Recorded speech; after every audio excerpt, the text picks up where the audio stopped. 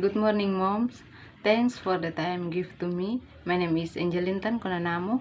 I am from PPN Class A. Today I will present the result of my work on sexual disorders. First slide, understandings of sexual disorders. Sexual disorders is a condition in which a person causes an unnatural sex object. For example, causing animals, corpses, young children as sex objects, or being hurt during sex.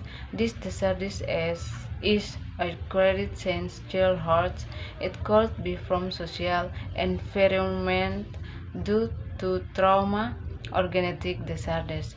Dalam bahasa Indonesia, kelainan seksual adalah suatu keadaan di mana seseorang memilih objek seks yang tidak wajar, misalnya memilih binatang, mayat, anak-anak kecil sebagai objek seks, atau suka disakiti saat berhubungan seks.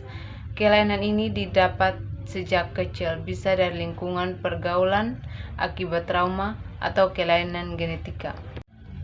Second slide, the main cause of sexual disorders. 1. Hormone factors.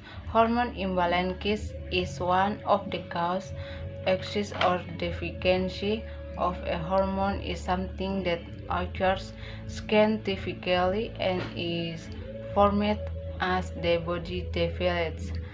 2. Environmental factor. Environment turns out to have a big role in the problem of disorders. Someone who lives or is in a same-sex moment will definitely fall and follow it in his environment. 3. Lifestyle. In turn out the lifestyle can affect a person's sexual disorders. Everything can happen because they are associated to it. 4. Mindset.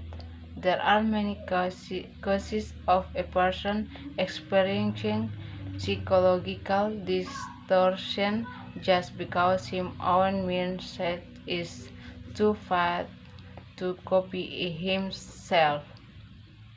Faktor hormon, ketidakseimbangan hormon menjadi salah satu penyebabnya.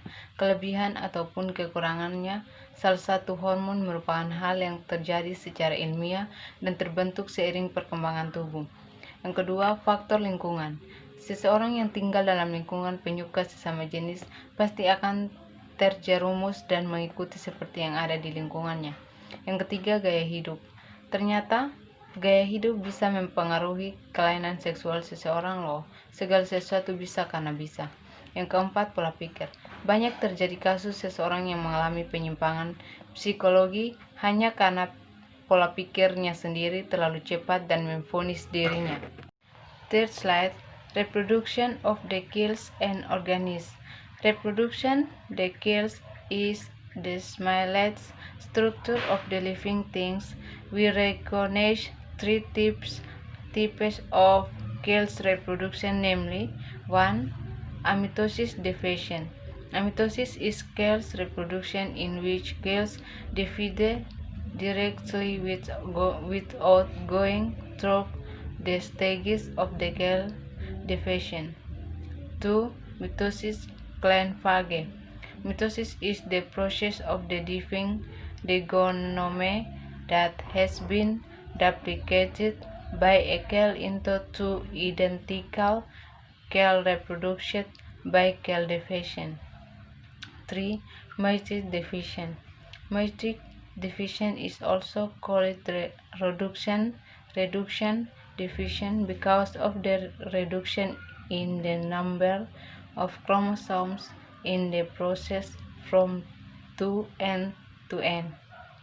Organism is the last level of organization of the life in the form of the collection of molecules that influence each other so that it functions stably and has living characteristics. Reproduksi sel merupakan struktur terkecil dari makhluk hidup. kita mengenal 3 jenis reproduksi sel, yaitu yang pertama pembelahan amitosis. Amitosis adalah reproduksi sel di mana sel membelah dirinya secara langsung tanpa melalui tahap-tahap pembelahan sel.